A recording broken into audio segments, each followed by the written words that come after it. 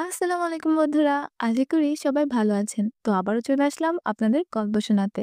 আচ্ছা বন্ধুরা, কল্পনা করুন একটা ছোট্ট দ্বীপে বাস করা এক মেয়ে যদি জানতে পারে এক দেবতার অভিশাপে গোটা পৃথিবীর সব মানুষ মারা পড়তে চলেছে, তখন কি হবে? সেই মেয়েটি আর পাঁচটা মেয়ের মতো নয়। সে সাহসী এবং সে বেছে নেয় সমুদ্রপথ। উদ্দেশ্য তার একটাই, মানুষদেরকে বাঁচানো। আজ আমি আপনাদের জন্য নিয়ে এসেছি এই অবিশ্বাস্য একটা গল্প। তো চলুন শুরু করা যাক। ও, তার আগে বলে নিই, গল্পটার নাম হচ্ছে মোয়ানা টু।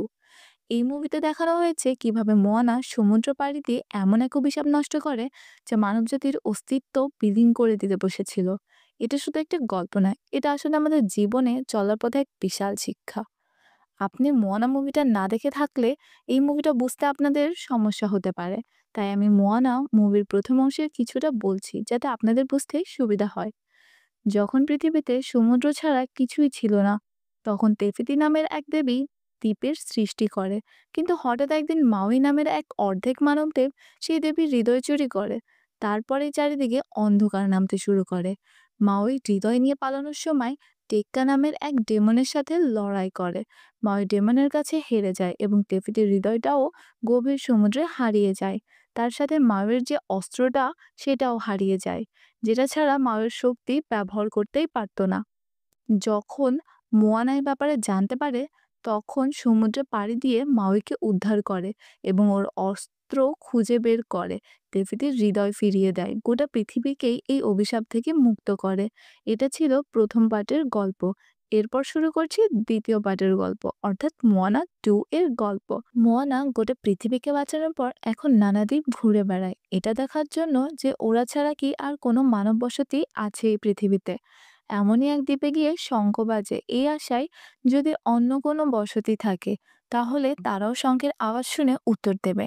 তখনই ময়না শঙ্খের আওয়াজ শুনতে পায়। আওয়াজ শুনে ভেবেছে ওখানে কোনো মানুষ আছে, কিন্তু ঘুরেই তাকায় যে ওনার মুরগিটা একটা শঙ্খ গিলে এমন আওয়াজ বের করছিল। এরপর ময়না দ্বীপের মধ্যেই একটু খোঁজার পর একটা মাটির পাত্র খুঁজে পায়, যেটা দেখে এটা প্রমাণ হয় যে ময়নারা ছাড়া আরো অনেক মানুষ আছে এই পৃথিবীতে। মাটির পাত্রটা দেখে মনা খুবই খুশি হয় আর এই খবরটা দেওয়ার জন্যই ওদের দ্বীপে ফিরে যায়। দ্বীপে ফিরতেই গ্রামের চিফ মানে মনার বাবা জিজ্ঞাসা করে, নতুন কিছু পেয়েছো কি? মনা তাড়াতাড়ি সেই মাটির পাত্রটা বের করে দেখায়। মাটির পাত্রের ওপর ড্রয়িং দেখে ওরা বুঝতে পারে এই দ্বীপে গেলে নিশ্চয়ই ওই মানুষগুলোর হদিশ পাওয়া যাবে। কিন্তু এই দ্বীপে যাওয়ার পথ ওদের কে দেখাবে, এই নিয়ে ভাবতে ভাবতে মোহনার বোন সিমি ওখানে চলে আসে আর মোহনাকে জড়িয়ে ধরে বলে, এত বছর সময় লাগলো কেন বাড়ি ফিরতে তোমার? মোহনা বলে, সবেমাত্র 3 দিন হয়েছে আমি গিয়েছিলাম। সিমি বলে, সে যাই হোক, তুমি আমার জন্য কি নিয়ে এসেছো বলো? মোহনা তো আর কিছুই নিয়ে আসেনি। তাই সিমিকে নিয়ে এসে চলে যায় সেই গুহাগুলোর মধ্যে, যেখানে ওদের পূর্বপুরুষেরা নৌকা লুকিয়ে রেখেছিল। গুহাগুলোর মধ্যে গিয়ে মোহনা জানায় ওদের দাদি এই জায়গাগুলোকে তাকে দেখায়ছিল এবং ওদের পূর্বপুরুষরা সবাই সমুদ্রে সফর করে নতুন দ্বীপে গিয়ে বসবাস করত। মোয়ানা আরও জানায় মারুতিফিতির হৃদয় চুরি করার অনেক আগে তাওবাসা নামের ওদের এক পূর্বপুরুষ ছিল। তিনি চেয়েছিলেন সমুদ্রে যত মানব বসতি আছে সেই সমস্ত দ্বীপগুলির সাথেই ওদের দ্বীপটা যুক্ত করতে, কিন্তু তাওবাসা এটা করতে পারেনি। তাই ওনার শেষ ইচ্ছা মোয়ানা পূরণ করতে চায়। সিমি বলে, তুমি আমার সাথে থাকো আর বাকি কাজ মায়ের উপরেই ছেড়ে দাও। এখানে আবার একটা দৃশ্য দেখানো হয়, হয় মাতঙ্গী নামের এক ডিমনের কাছে গিয়েছে। ওখানেই ছিল মধুফেতু দ্বীপে পৌঁছানোর দরজা, মানে মোয়ানা যে দ্বীপটা খুঁজছে সেই দ্বীপে পৌঁছানোর রাস্তা। মাও গিয়ে দরজা খুলতে বলে, কিন্তু মাতাঙ্গী দরজা খুলবে না বলে, কারণ মাতাঙ্গীকে নালু নামের এক দেবতা অভিশাপ দিয়ে ওই দরজার প্রহরী বানিয়েছে। নালো চায় না অন্যান্য দ্বীপের মানুষেরা একজোট হয়ে কাজ করুক। তাই নালো ওই দ্বীপটা সবার নজর থেকে লুকিয়ে রেখেছে সমুদ্রের গভীরে এবং নিচে একটা বড় তুফানের রূপ নিয়ে ওই দ্বীপটাকে পাহারা দিচ্ছে। আর যদি মাতাঙ্গি ওই দরজা খুলতে সাহায্য করে, তাহলে নালো ওকে ছাড়বে না। মাতাঙ্গি মায়ের কথা শুনছে না দেখে সেখানে যুদ্ধ শুরু হয়ে যায়। অন্যদিকে মনাদের গ্রামে উৎসব হয়। এই উৎসবটা রাখা হয়েছে কারণ মনাকে তাওতায় বানানো হবে। তাওতাই মানে যে সমুদ্রের দিক নির্ণয় করে। ওদের গ্রামে মোয়ানা ছাড়া এটা কেউ করতে পারে না। তাই ওকেই বানায় তাওতাই। তাওতাই হতে কিছু নিয়ম পালন করতে হয়। ওদের নিয়ম মতোই মোয়ানা পানি খেতে যাবে। সেই সময়ই হঠাৎ বজ্রপাত হয় মোয়ানার সামনে। মোয়ানা চোখ খুলতেই দেখতে পায় সে অতীতে চলে গেছে এবং ওর সামনে তাওতাই ভাষার সমুদ্রের মধুফেতুর দ্বীপ খুঁজে বেড়াচ্ছে। মধুফেতুর কাছাকাছি পৌঁছাতেই নালো ওদের উপর আছড়ে পড়ে তুফানের রূপ নিয়ে। তুফানের কবলে পড়েই তাওতাই ভাষা নৌকার সাথেই সমুদ্রে তলিয়ে যায়। এরপর মোয়ানা দেখে ওদের গ্রামটা পরিত্যক্ত গ্রামে পরিণত হয়ে গিয়েছে। মোয়ানা বুঝতে পারে না ওখানকার লোকজন গেল কোথায়। তখনই তাওতাই ভাষা ওর কাছে গিয়ে বলে, এমনই অবস্থা হতে চলেছে তোমাদের গ্রামের সাথে। যদি গ্রামকে বাঁচাতে চাও তাহলে মধুফেতু খুঁজে বের করো আর সবাইকে একজোট করো। মনা বলে, মধুফেতু কোথায় সেটা তো জানি না। তাদের ভাষা জানায় আকাশে অগ্নিরেখায় ওকে পথ দেখাবে, এটা বলেই চলে যায়। এরপর মনার জ্ঞান ফিরতেই এই সমস্ত কথা ওর বাবাকে জানায়। তারপর ওরা পূর্বপুরুষদের ইতিহাস একটু ঘেঁটে দেখে জানতে পারে মধুফেতু দ্বীপই অন্যান্য দ্বীপগুলির সাথে ওদের দ্বীপকে যুক্ত করে। কিন্তু নালোর শক্তি বাড়াতেই মানুষদের একতা ভেঙে আলাদা করে এবং মধুফেতুকে অভিশাপ দিয়ে সবার নজর থেকে লুকিয়ে রেখে পাহারা দিচ্ছে। যদি কেউ মধুফেতুতে পৌঁছে যায় তাহলে এই অভিশাপ নষ্ট হবে এবং বাকি দ্বীপে থাকা মানুষগুলো একে অপরের সাথে যুক্ত হতে পারবে। ওরা যখন এই ব্যাপারে কথা বলছিল তখনই বাইরে গ্রামের মানুষদের কথা শুনতে পায় ওরা। মনে বের হয়ে দেখে একটা ধূমকেতু, যেমনটা তাওতাই ভাষা ওকে বলেছিল। যখন আকাশে অগ্নিরেখা দেখা যাবে সেটা অনুসরণ করে গেলেই মধুফেতুতে পৌঁছে যাবে। চিফ জানায় মধুফেতু খুঁজতে যাওয়াটা কি উচিত হবে। যেমন ভাবে তাওতাই ভাষা ওটাকে খুঁজতে বেরিয়েছিল আর কোনোদিন ফিরে আসেনি। কেমন যদি মোয়ানার সাথে হয়। এই ভয়টা বারবারই চিফকে ভিতর থেকে চিন্তায় ফেলছে। মোয়ানাও বুঝতে পারছে না এখন ওর কোনটা করা উচিত। কাছের মানুষদেরকে ছেড়ে যাওয়াটা কি ঠিক হবে? আর যদিও যায় তারপর ওর সাথে কি হতে চলেছে সেটা তো আর জানে না। এই নিয়ে মোয়ানাও চিন্তা করছে।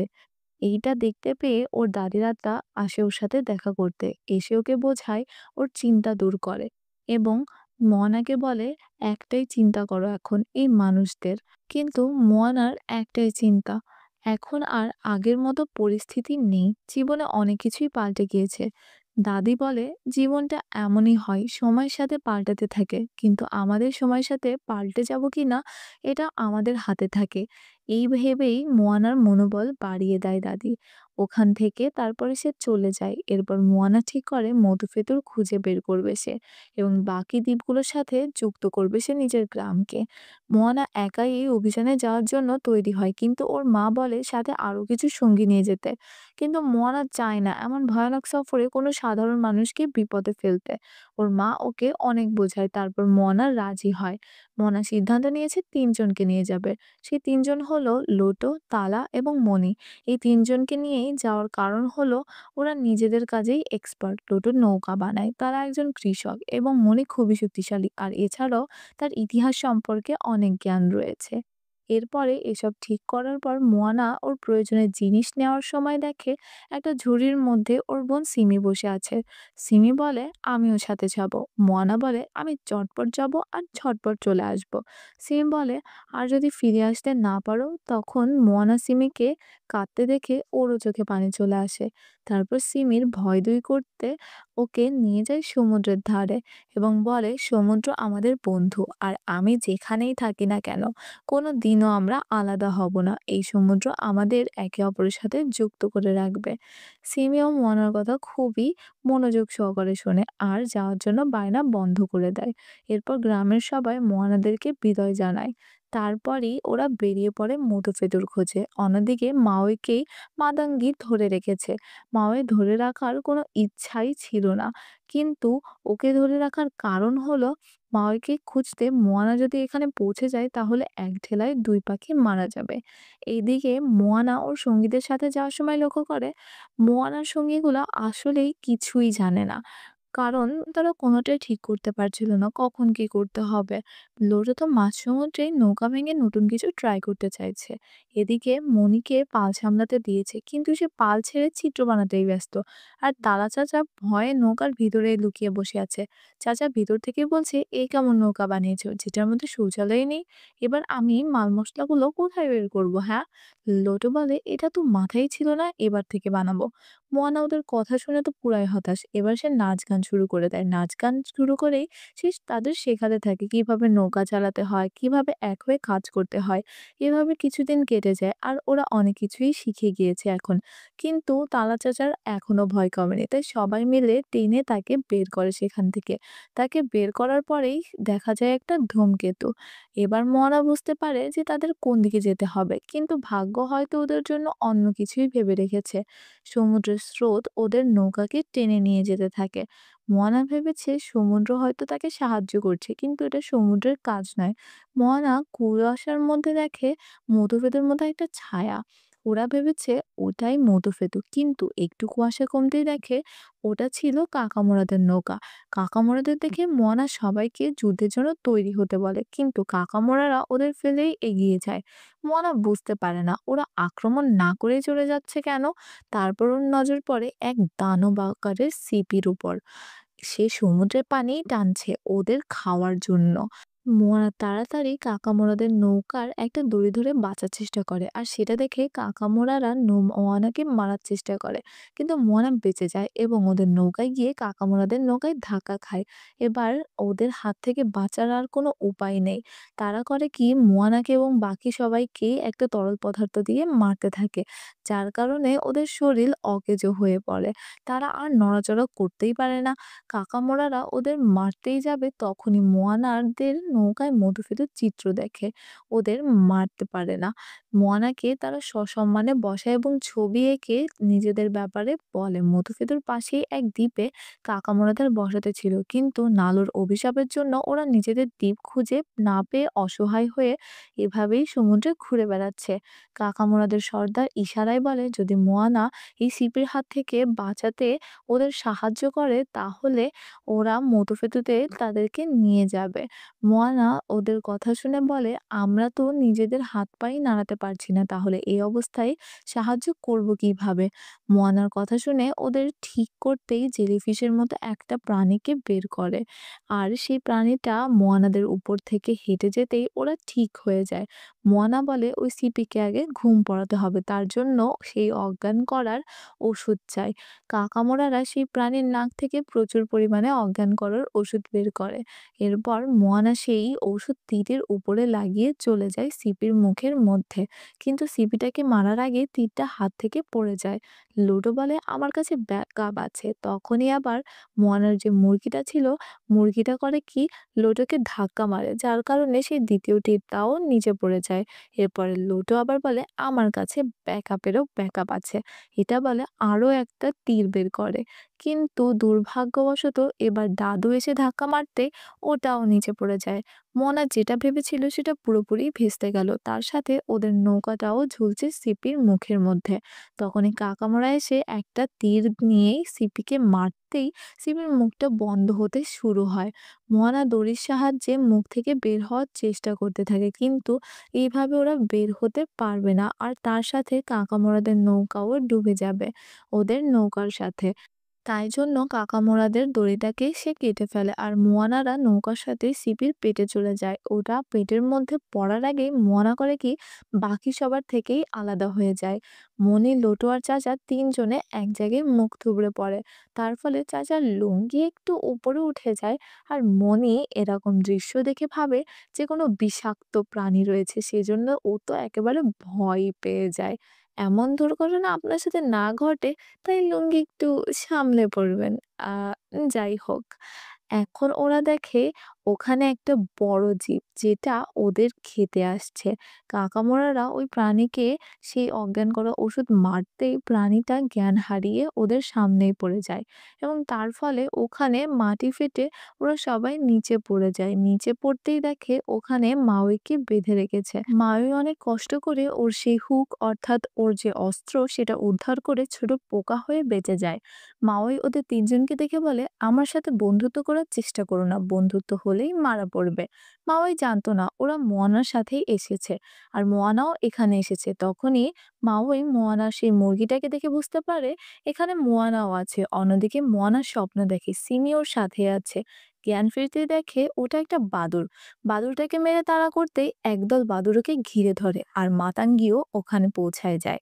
মাতাঙ্গি জানায় ও হলো এখানকার প্রহরী, যে হাজার বছর ধরে এই জায়গার দেখাশোনা করছে। মোয়ানা বলে, আমি তোমার ব্যাপারে জেনে কি করব? আমি তো এখান থেকে বের হতে চাই। মাতাঙ্গি বলে, আমি জানি তুমি মতুফেদুকে খুঁজছো, আর ওখানে পৌঁছাতে আমি সাহায্য করব। কিন্তু মোয়ানা ওর কথা বিশ্বাস করতে চায় না। মাতাঙ্গিও হাল ছাড়ে না, ছলে কলে কৌশলে কথার জালে তাকে ফাঁসিয়েই নেয়। মোয়ানাকে বাধ্য করে বিশ্বাস করতে। আর মোয়ানাও ওর কথায়, অর্থাৎ ওর ফাঁদে পড়ে যায়। ওর ফাঁদে পড়ে একটা বুদবুদের মধ্যেই আটকে যায়। আসলে ওটা কোনো ফাঁদ ছিল না, ওটাই হলো মধুফেদুতে পৌঁছানোর ছোট্ট রাস্তা। মাতাঙ্গি বলে, আমি তো তোমায় আগেই বলেছি, কোনো জায়গায় পৌঁছানোর দ্বিতীয় রাস্তা সবসময়ই থাকে। ওদের কথার মাঝে মাওই ওখানে পৌঁছে। মাওই ভেবেছে মাতাঙ্গি মোয়ানাকে বন্দি বানিয়ে রেখেছে, কিন্তু মোয়ানা তখন ডান্স শুরু করে দেয় ওই দরজাটা খোলার জন্য। ডান্স করতেই দরজাটাও খুলে যায় আর ওরা সবাই সেই দরজার ভিতরে চলে যায়। এবার মাওই বুঝতে পারে মাতাঙ্গি ওকে কেন ধরে রেখেছিল। ওকে ধরে রেখেছিল মোয়ানার সাহায্য করার জন্য। এদিকে মোয়ানা তো খুবই খুশি মাওইকে দেখে। তার সাথে ওর চিন্তাটাও কমে গিয়েছে মাওইকে পেয়ে। এবার ওদের আর কেউ আটকাতে পারবে না, এটাই ভেবে বসে। কিন্তু মাওই বলে, আমরা খুব তাড়াতাড়ি মরতে চলেছি। মোয়ানা বলে, এ কি বলছো তুমি? এই দেখো চারিদিকে আকাশে কত তারা, আকাশও পুরা পরিষ্কার। আর আমাদের পূর্বপুরুষ ভুল হতে পারে না। মোয়ানা মাওইকে ওর প্ল্যান বলে। ওরা এখানে যাবে সমুদ্রের তল থেকে, মাওই দ্বীপটা টেনে তুলবে আর মোয়ানা দ্বীপে গিয়ে নালোর অভিশাপ নষ্ট করবে। ওর প্ল্যান বলার পর লক্ষ্য করে সমুদ্রের ওর সাথে নেই, কারণ এটা নালোর এলাকা। মোয়ানা দূর থেকে দেখে সমুদ্রের মধ্যে উজ্জ্বল আলো, যেটা ওদের দিকেই আসছে। মোয়ানা ভেবেছে ওর দাদিমা আসছে, কিন্তু ওটা ছিল সমুদ্রের দানব, যেটা নালো পাঠিয়েছে মোয়ানাদেরকে শিকার করতে। মাওই একটা দানবকে মেরে হারিয়ে দেয়। তারপরে দেখে অনেকগুলি দানব আসছে ওদের দিকে।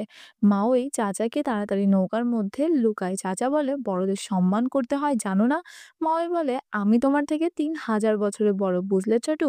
এটা বলে চাচাকে লুকিয়ে রাখে।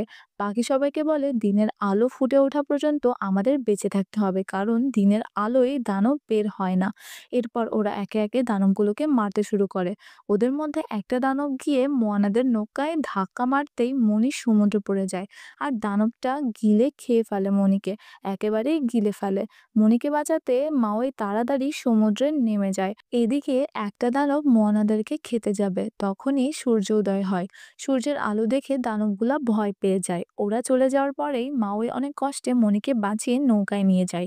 এরপর ওরা একটা দ্বীপে গিয়ে আশ্রয় নেয়। মোয়ানা কি বলে ওর সঙ্গীদের সান্ত্বনা দেবে এটাই সে বুঝতে পারছে না, কারণ সবেমাত্র ওরা মৃত্যুর হাত থেকে বেঁচে ফিরেছে। মোয়ানা কিছু বলে ওঠার আগেই লোটো ওকে ডেকে নিয়ে একটা ভাঙা নৌকা দেখায়, যেটা ছিল তাওতায় ভাসার নৌকা। নৌকাটা দেখে মোয়ানা বুঝে যায় যে এই পথে চললে মৃত্যু অনিবার্য। মোয়ানা হতাশ হয়ে বসে থাকে আর ভাবতে থাকে ওর জন্যই হয়তো বাকিরাও নিজেদের জীবন হারাবে। একজন তো মৃত্যুর হাত থেকে কোনোভাবে বেঁচে ফিরেছে, কিন্তু কতক্ষণ এইভাবে চলবে? মোয়ানা নিজেকেই দোষারোপ করতে থাকে, ওর জন্যই তো বাকিরা এই ঝামেলায় ফেসেছে। মোয়ানাকে হতাশ দেখে মাওই ওর কাছে গিয়ে সান্ত্বনা দেয় আর বলে, যখন আমি বেঁচে ফেরার আশাও ছেড়ে দিয়েছিলাম, তখন তুমি আমায় বাঁচিয়েছিলে। হতে পারে আমি অর্ধেক দেবতা, কিন্তু তুমি আমার জীবনে এসে আমার সাহস বাড়িয়েছো, অসম্ভবকেও সম্ভব করে দিয়েছো। আর তুমি এখন হার মানছো? এইভাবে মোয়ানার মনোবল বাড়ায়, উৎসাহিত করে তাকে। আর এটা কাজও করে। মোয়ানা এখন তৈরি হয় মধুফেতেতে যাওয়ার জন্য, কিন্তু ওর বাকি সঙ্গীদের কি বলবে সেটাই সে বুঝতে পারছে না। কি বলে রাজি করাবে ওদের, কিন্তু মোয়ানা জানে না ওর সঙ্গীরা যাওয়ার জন্য আগে থেকেই তৈরি হয়ে অপেক্ষা করছে। মোয়ানা দেখে ওর নৌকাটাও মেরামত করেছে। তাদের ভাষার ভাঙা নৌকা থেকে কিছু কিছু জিনিস নিয়ে ওরা এখন পুরোপুরি তৈরি যাওয়ার জন্য।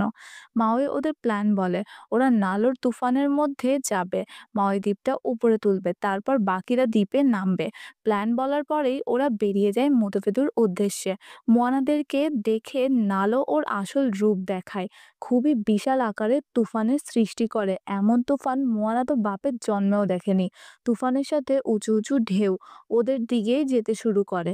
মাওই বেরিয়ে যায় তুফানের মোকাবেলা করতে। একে একে ঘূর্ণিঝড়গুলোকে নষ্ট করতে থাকে। ওর সামনে যেটা আসছে সেটাকেই নষ্ট করছে।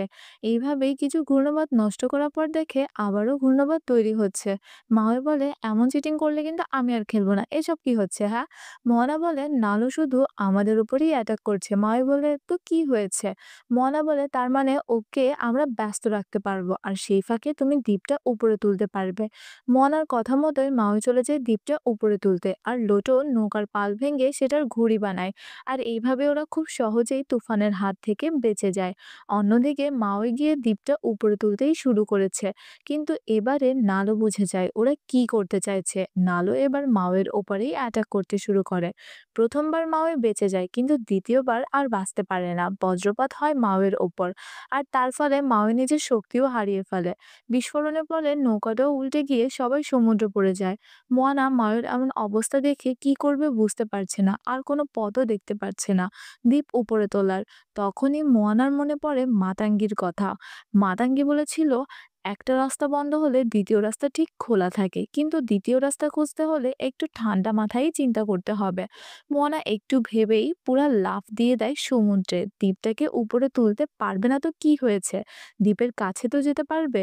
এরপরে মোয়ানা চলে যায় দ্বীপের কাছে। এদিকে বাকিরা মাওইকে বাঁচায়, আর অন্যদিকে মোয়ানাকে যেতে দেখে নালো এবার ওর উপরেই অ্যাটাক শুরু করে দেয়। মোয়ানা ধীরে ধীরে সমুদ্রের গভীরে যেতে থাকে আর অনেক কষ্টেই পৌঁছে যায় দ্বীপের কাছাকাছি। দ্বীপকে স্পর্শ করতেই নালোর অভিশাপ নষ্ট হয়ে যায়, কিন্তু শেষ বজ্রপাতটা গিয়ে লাগে মোয়ানার গায়ে। অন্যদিকে মাওই যখন জ্ঞান ফেরে তখন জ্ঞান ফিরতেই সমুদ্রে সে নেমে যায় মোয়ানাকে খুঁজতে। মাওই মোয়ানার কাছে গিয়ে দেখে মোয়ানা মারা গিয়েছে। মাওই যে মানুষটাকে সব থেকে কাছের মনে করত, আজ তাকেই হারিয়ে ফেলল। মাওই আর চোখের পানি ধরে রাখতে পারে না, কাঁদতে কাঁদতে প্রার্থনা করে, জীবনের ভিক্ষা চায় উপরওয়ালার কাছে। ওর সাথে মোয়ানার পূর্বপুরুষরাও এসে প্রার্থনা করে। ওদের প্রার্থনা শুনে উপর আলাও মোয়ানার জীবন ফিরিয়ে দেয়। মাওই দেখে মোয়ানার হাতে কিছু ট্যাটু ফুটে উঠেছে, আর তারপরে মোয়ানার জীবন ফিরে পায়। মোয়ানা চোখ খুলে দেখে ওখানে ওর পূর্বপুরুষরা দাঁড়িয়ে আছে, আর ওর হাতেও কিছু ট্যাটু আছে, কিন্তু মাওয়ের শরীরে কোনো ট্যাটু নেই। তখনই সমুদ্র মাওয়ের দেব অস্ত্রটা ফিরিয়ে দিতে আসে। আবারও মাওই নিজের শক্তি ফিরে পায়। এরপর মোয়ানাকে ওর পূর্বপুরুষরা বিদায় জানিয়ে চলে যায়। ওরা যাওয়ার পর মাওই দ্বীপটা উপরে তোলে আর মোয়ানা শঙ্খ বাজায়। মোয়ানা নিজের হাতের ট্যাটুগুলো দেখে বুঝে যায় এখন ওর কাছেও অলৌকিক শক্তি আছে। এখন মোয়ানা ওর সঙ্গীদের সাথে দ্বীপটা ঘুরে দেখার সময় কিছু চিত্র দেখতে পায়, যেগুলি অন্যান্য মানববসতি দ্বীপের চিত্র। তখনই মোয়ানা শঙ্খের আওয়াজ শুনতে পায়। তাড়াতাড়ি ঘুরে দেখতেই দেখে যে এটা ওর মুরগিই করছে, কিন্তু তারপরে দূর থেকে শঙ্খের আওয়াজ শুনতে পায়। মোয়ানা একটু এগিয়ে গিয়ে দেখে সমুদ্রে একটা নৌকা, যেটা নতুন একটা দ্বীপ থেকে আসছে। লোকগুলোকে দেখে ওরা খুবই খুশি হয়। তারপর দেখে চারিদিক থেকে আরো নৌকা ওদের দিকেই আসছে। মোয়ানা যেটা চেয়েছিল সেটাই সফল হয়েছে জেনে খুবই খুশি হয়। এখানে আবার অন্য একটা দৃশ্যে চলে যাই আমরা, যেখানে সিমিকে দেখানো হয়। সিমি সমুদ্রের পাড়ে খেলছিল। তখনই মাওই ওইখানে গিয়ে বলে, এখানে সিমিকে। মাওই ঘুরে দেখে সিমি বালিতে চাপা পড়েছে।